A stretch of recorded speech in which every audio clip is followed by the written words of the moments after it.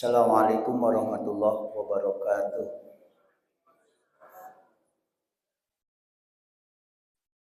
Alhamdulillah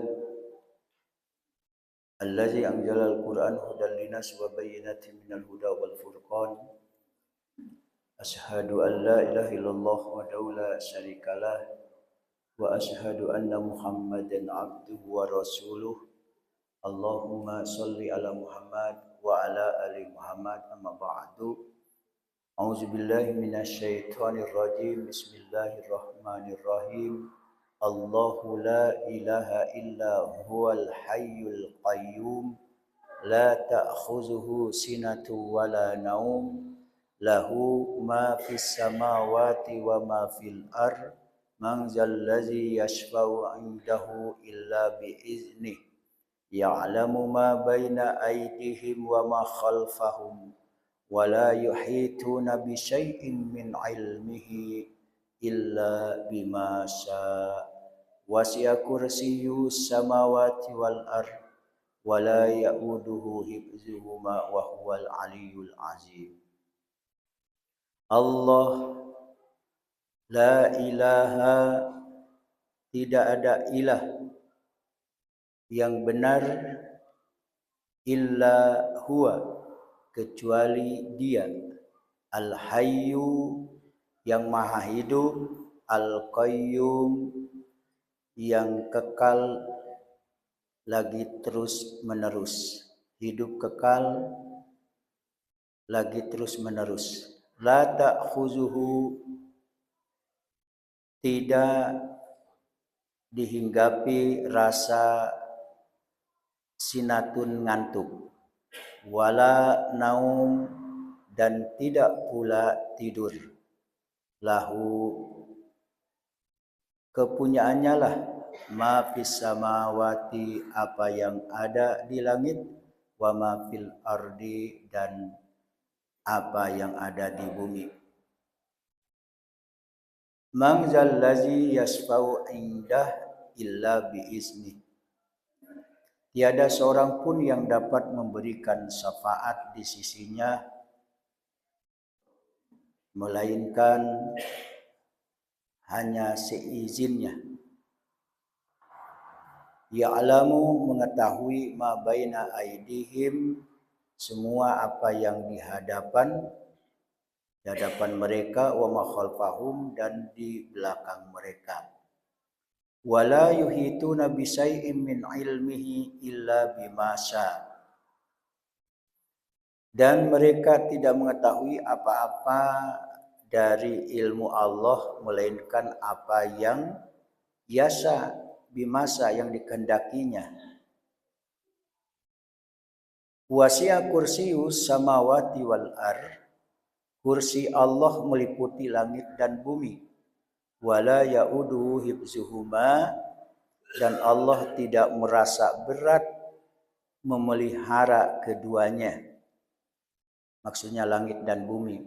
Wa huwa, dan dia Allah, al-aliyyu, yang maha tinggi, al-azimu, yang maha besar. Kengku Bapak Ibu rahimakumullah, ini tafsir ayat kursi bagian yang kedua setelah pertemuan minggu yang lalu. Terdapat dalam surah Al-Baqarah ayat 255. Minggu kemarin sudah disampaikan bahwa Sayyidul Kalam, penghulu, pimpinan, tuan daripada Al-Kalam, firman Allah, adalah Al-Quran.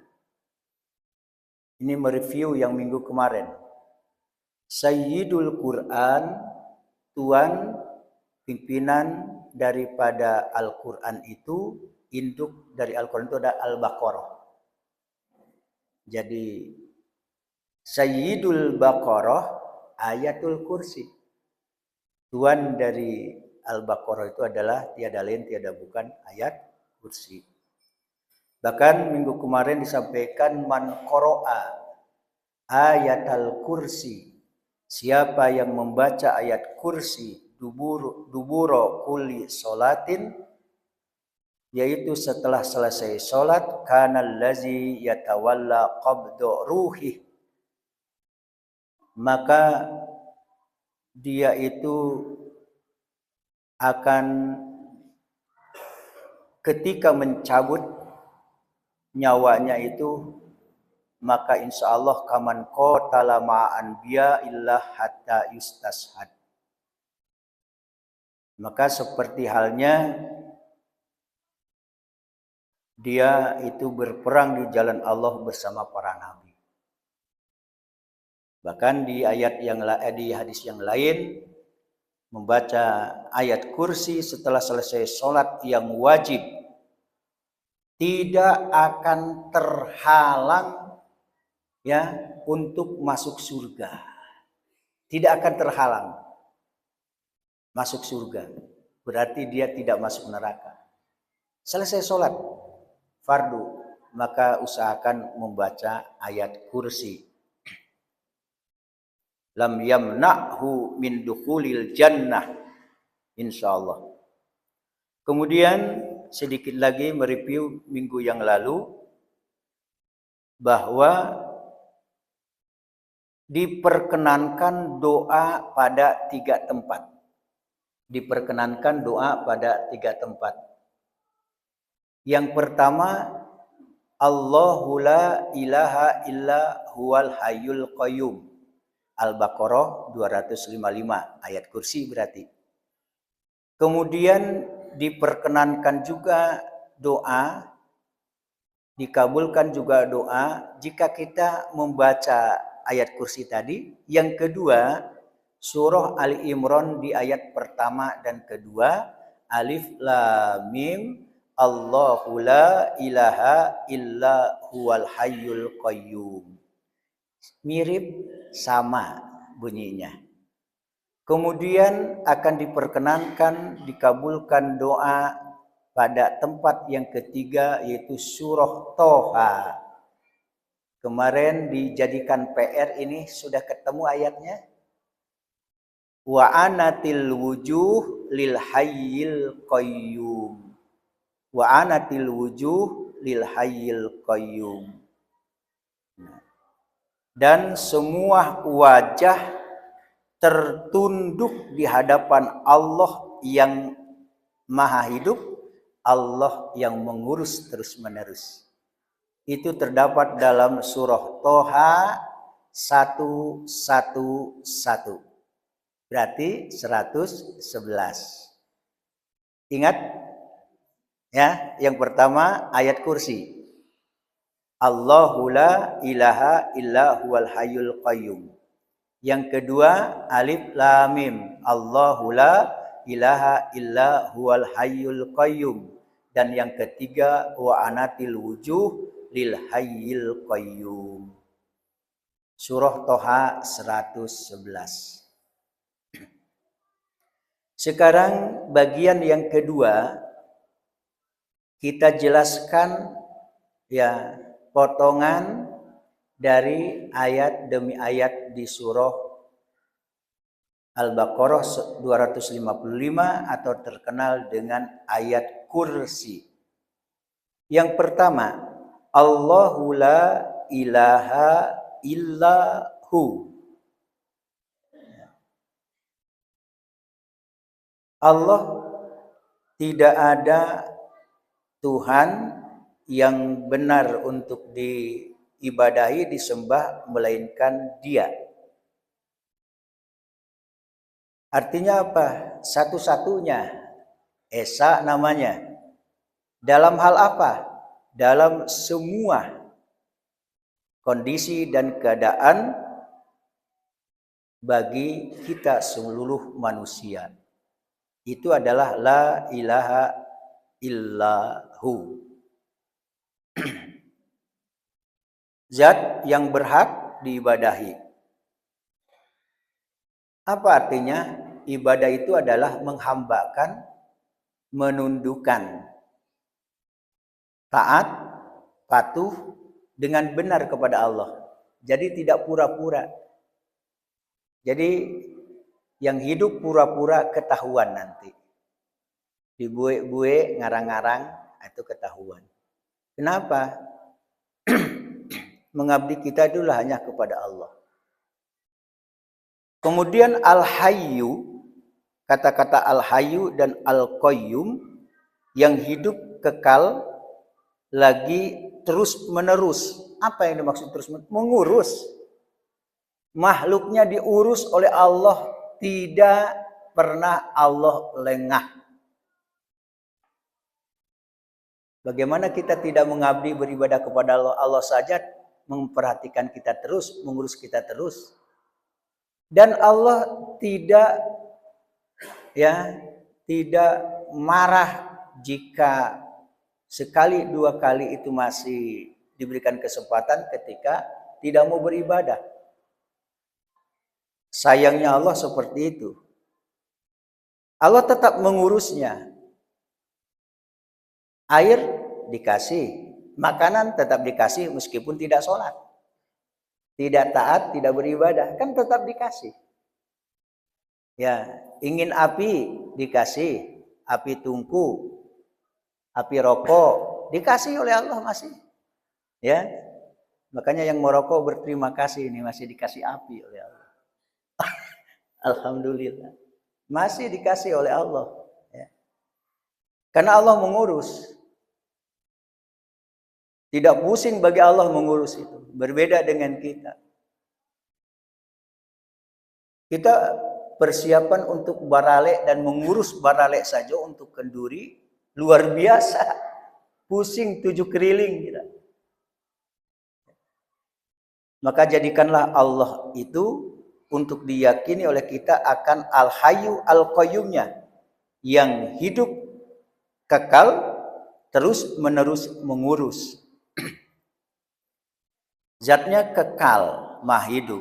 Sifat Allah yang karenanya dia memiliki sifat apa? Ilmu, pengetahuan di Allah. Iradah, kehendak, dan kudrohnya kemampuan itu adalah Allah Subhanahu wa ta'ala. Al-Qayyum, zat yang maha mengatur seluruh urusan makhluknya. Ajalnya diurus oleh Allah. Tindakan diurus oleh Allah, rezeki diurus oleh Allah, menjaga seluruh makhluk diurus oleh Allah. Kalau kita ngurus anak saja pusing 7 keliling, ngurus masjid aja susah, ya. Apalagi ini ngurus semuanya, gitu. Allah tidak sulit bagi Allah, tidak sulit. Kalau di situ kan baru sadar kita, kenapa kita tidak persiapannya matang. Yakin enggak? Persiapan penumpang dari ALS yang kecelakaan tanggal 6 itu di Terminal Bukit Surungan, sebelum perginya, yakin para penumpang itu mempersiapkan segala-galanya, mandinya, pakaiannya, tasnya, kopernya, HP-nya, semuanya berkas-berkas. Ya, karena ada yang menjadi calon di kejaksaan, ya, dipersiapkan semuanya. Mau pergi ke Bekasi saja persiapannya luar biasa. Pertanyaan, kita mau pergi ke alam yang kekal abadi, tidak berujung. Persiapannya bagaimana? Al-Hayyu Al-Qayyum. Allah tidak lengah tahu apa yang kita lakukan. Kemudian selanjutnya la ta'khuzuhu sinatu wala naum. Allah tidak dihinggapi dengan rasa ngantuk. Kata la ta'khuzuhu ini arti yang lain itu menguasai, bisa dan mampu mengalahkan. Ya, sinah itu adalah kantuk sebelum tidur. Itu namanya sinatun. Ya, sinatun. Tidur adalah sebuah keadaan yang menimpa sesuatu yang hidup. Ya, karenanya indera-indera lahiriah itu berhenti berfungsi. Coba indera kita yang aktif, yang hidup berhenti sejenak ketika sinah, ketika ngantuk dan tidur. Termasuk ada jamaah-jamaah yang terhenti sebentar. Alhamdulillah. Saya kalau terhenti selanjutnya heboh ini. Sianu lah dulu ketika wirid pengajian. Ternyata dihentikan sementara oleh Allah Subhanahu wa taala. Ambo doakan sado ibu-ibu apa-apa panjang umurnya, berkah. Berkahnya ini, berkah. Baka indahnya, sarajin kuah, ya Allah. Mandanga Pak RT, aminnya kuah sanang lo. Sinah.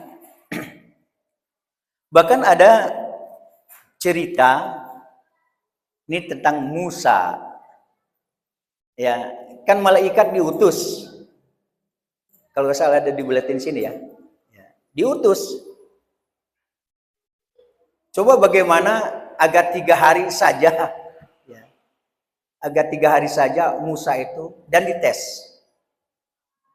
Karena di halaman 2 ada di sana di halaman 2. Abdul Rojak mengatakan telah menceritakan kepada kami Ma'mar, telah menceritakan kepada kami Al-Hakam Ibnu Aban dari Ikrimah Maula Ibnu Abbas sehubungan dengan makna firman Allah tidak mengantuk dan tidak tidur.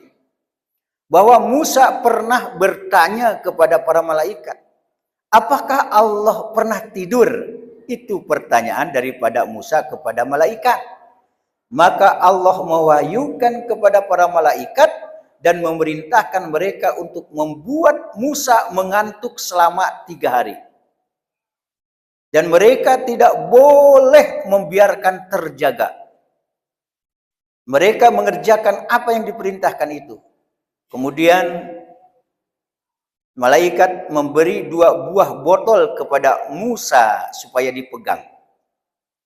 Setelah itu ditinggalkan Musa itu oleh para malaikat. Coba, leta bayang di kita, awak paci botol tua, ya, suokida. Dites oleh Allah karena bertanya. Akhirnya lama kelamaan mau dikokwa.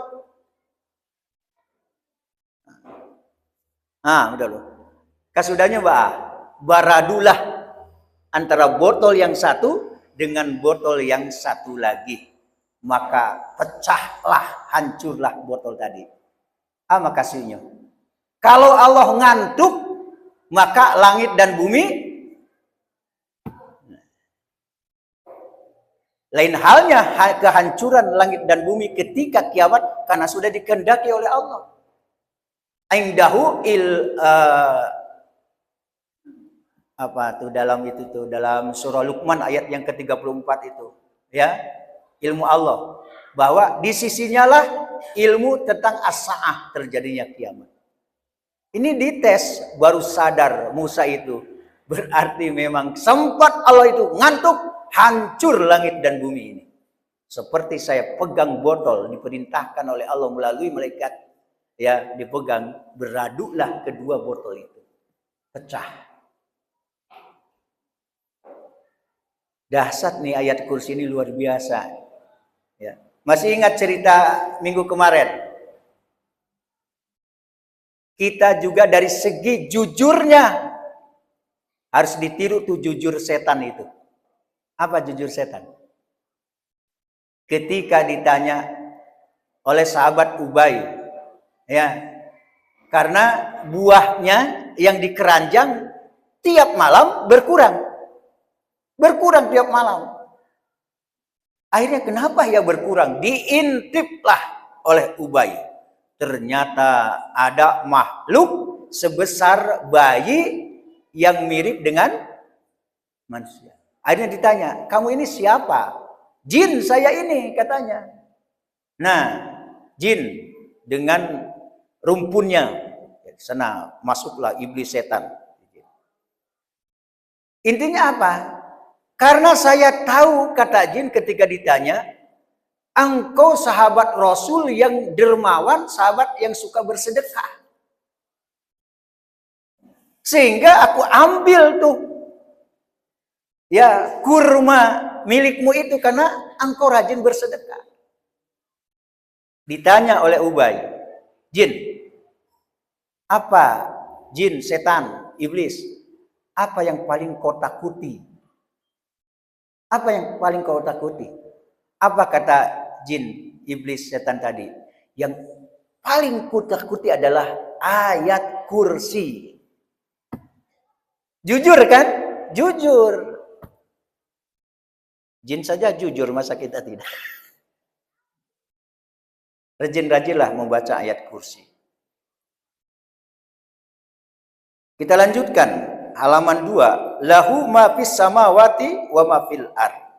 Kepunyaannya lah apa yang di langit dan apa yang di bumi. Langit, bumi dan isinya makhluk Allah. Makhluk Allah. Ketika kita membahas surat Al-Baqarah, menggambarkan dan mengumpamakan betapa kerasnya hati manusia, sehingga diumpamakan batu saja yang keras bisa pecah. Masih ingat?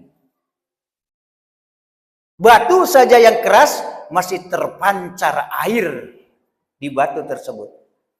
Batu saja yang begitu keras dan seakan-akan kokoh menjadi tebing-tebing di bukit dan juga di gunung, tapi batu jatuh karena takut kepada Allah. Jadi batu-batu yang longsor, batu-batu nenggalodo, batu-batu yang jatuh itu di bukit-bukit dan di gunung-gunung berdasarkan Al-Quran karena takut kepada Allah. Berarti makhluk-makhluk Allah semuanya ini. Nah, itu kepunyaan Allah, ma fis samawati wa ma fil ard. Berada dalam kekuasaan Allah, di bawah pengaturan dan perintah Allah. Sehingga dalam surah Maryam pun dikatakan di ayat yang ke-93 dan 95, tidak ada seorang pun di langit dan di bumi kecuali akan datang kepada Rabb yang maha pemurah selaku seorang hamba akan datang menghadap Allah.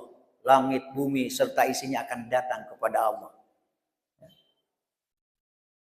Karena dia sebagai makhluk. Sesungguhnya Allah telah menentukan jumlah mereka dan menghitung mereka dengan hitungan yang teliti. Jadi semua yang ada di langit, di bumi, kita termasuk yang lainnya sudah dihitung oleh Allah dengan hitungan teliti. Coba kita tanya kita semuanya, termasuk Pak RT di sini. Berapa jumlah RT yang ada di Sileng Bawah? Sekian. Sekarang pastikan betul. Berapa jumlah dari sekian RT? Jumlah orangnya. Susah jawabnya. Berapa yang jatuh daun di Sileng Bawah? Jangankan di Sileng Bawah, di depan rumah kita saja tidak tahu betapa kerdil dan sedikitnya ilmu kita. Nah, itu kepunyaan Allah semuanya. Oleh karena itu, mangzal ladzi yasfa'u indahu illa biizni. Tidak ada seorang pun yang dapat memberi syafaat di sisinya melainkan dengan seizinnya. Ini sama dengan surah An-Najm ayat yang ke-26, dan berapa banyak malaikat di langit, syafaat mereka sedikit pun tidak berguna kecuali sesudah Allah mengizinkan bagi orang-orang yang dikehendaki dan diridhoi Allah Subhanahu wa taala. Malaikat mulia. Kau minta syafaat ke Ustaz Ade, sase. Minta syafaat ke wali, ziarahi sajalah, doakan. Minta syafaat kepada orang-orang soleh. Kemudian ada ungkapan di dalam surah Al-Anbiya ayat 28. Wala yasfa'una illa liman irtada. Dan mereka tidak memberi syafaat melainkan kepada orang yang diridhoi oleh Allah. Aku nan bareko nan diridhoi ko sia. Jauh kalau kita jauh. Para nabi dan rasul jadilah diizinkan juga oleh Allah. Jika Allah ridho juga kepada mereka, karena mereka tidak mampu memberi syafaat melainkan kepada orang yang diridhoi oleh Allah. Jadi Allah tidak memberikan syafaat. Ya'lamu ma baina aydihim wa ma khalfahum. Nah, yang di sini banyak yang menafsirkan yang salah. Dan tugas saya juga kepada kawan-kawan ustadz-ustadz, Buya, ya, dan juga ada yang menyampaikan begini. Allah mengetahui yang di hadapan dan yang di belakang. Ada orang mengartikan Allah tahu yang di depan nih, di depan kita, di belakang kita, samping kanan kita, samping kiri kita. Bukan itu yang dimaksud oleh Allah. Nah, kan kalau tidak belajar tafsir kita susah juga jadinya. Maksudnya apa? Allah tahu yang akan datang betul, dan yang sudah dulu sudah. Itu yang dimaksud ayat ini.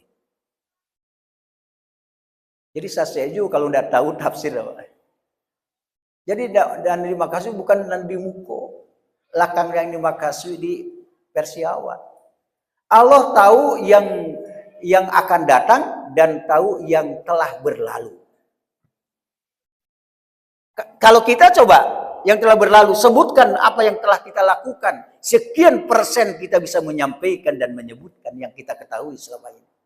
Apalagi yang akan datang. Makanya ada 5 khusus ilmu Allah berdasarkan surah Luqman. Ayat yang terakhir, ayat yang ke-34. Ilmu tentang terjadinya kiamat. Turunnya hujan. Apa yang berada di dalam rahim ibu. Apa yang akan dilakukan besok dan yang terjadi besok, dan di bumi mana kita akan mati. 5 ilmu. Coba, yang kejadian ALS yang di Padang Panjang itu, sekiranya tahu apa yang akan terjadi besok dan matinya di mana, saya kan semuanya termasuk sopirnya akan mengurungkan perjalanan itu. Tidak tahu kita. Allah tahu. Masa lalu tahu, masa yang akan datang tahu, masa depan tahu. Di dalam surah Maryam ayat yang ke-64, dan tidaklah kamu Jibril turun kecuali dengan perintah Rabbmu. Kepunyaannya lah apa-apa yang ada di hadapan kita, apa-apa yang ada di belakang kita, dan apa-apa yang ada di antara keduanya, dan tidaklah Rabbmu itu lupa. Kalau Allah tidak lupa. Ambo lupa membawa buletin tadi. Pas assalamualaikum langsung ke rumah. Wala yuhituna bi syai'in min ilmihi illa bima syaa. Dan mereka tidak mengetahui apa-apa dari ilmu Allah melainkan apa yang dikehendakinya. Di dalam buletin ini disebutkan, yakni tidak ada seorang pun yang mengetahui sesuatu dari ilmu Allah kecuali sebatas apa yang Allah beritahukan kepadanya dan apa yang diperlihatkan kepadanya. Kan apa yang kita ketahui saja, yang dilihat. Coba yang kita lihat terbatas. Yang kita tahu terbatas. Jumlah cacing saja yang ada di tanah hari ini tidak tahu. Ya. Yang suaminya kerjanya 6 bulan sekali pulang, ya, tidak tahu sedang di pelayaran, tidak tahu sedang di negeri orang itu apa yang dikerjakan. Ya, tidak tahu. Sebenarnya aib kita itu ditutup oleh Allah. Ya. Kalaulah era ini tahu perangai suaminya, saya yakin tidak mau sama saya. Ini kekurangannya, ini perangainya. Saya yakin tidak tahu. Cuman Allah tutup ini. Hadis Syabur ini ditutup oleh Allah aibnya itu. Begitu juga kita semuanya ditutup oleh Allah aib kita. Nah, ilmu Allah mengetahui sesuatu itu berdasarkan tentu ilmu Allah. Makna ayat ini juga dapat ditafsirkan bahwa makna yang dimaksud ialah mereka tidak dapat mengetahui sesuatu pun mengenai pengetahuan tentang zat dan sifat-sifatnya, melainkan hanya sebatas apa yang diperlihatkan oleh Allah kepadanya. Di dalam surah Toha ayat 110, sedangkan ilmu mereka tidak dapat meliputi ilmu Allah Subhanahu wa taala. Sombong jo wah. Aden nan tahu mah. Awak tahu. Nih hari ini ada apa Pak Haji? Ada kami